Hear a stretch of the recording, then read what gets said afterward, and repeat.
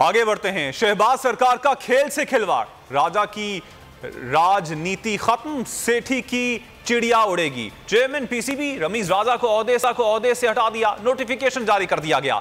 वजीर आजम ने पीसीबी के मामला चलाने के लिए 14 रुकनी अबूरी कमेटी बना दी। नजम सेठी को कमेटी का चेयरमैन नामजद किया गया।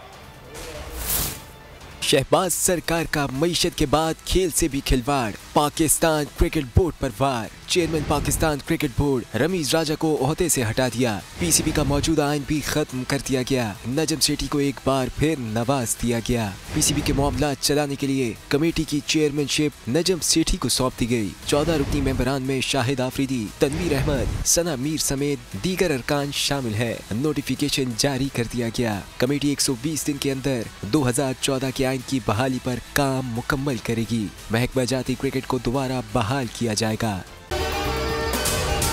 अगर आपको ये वीडियो पसंद आई तो हमारे चैनल को सब्सक्राइब करें और बेल आइकन पर क्लिक करें।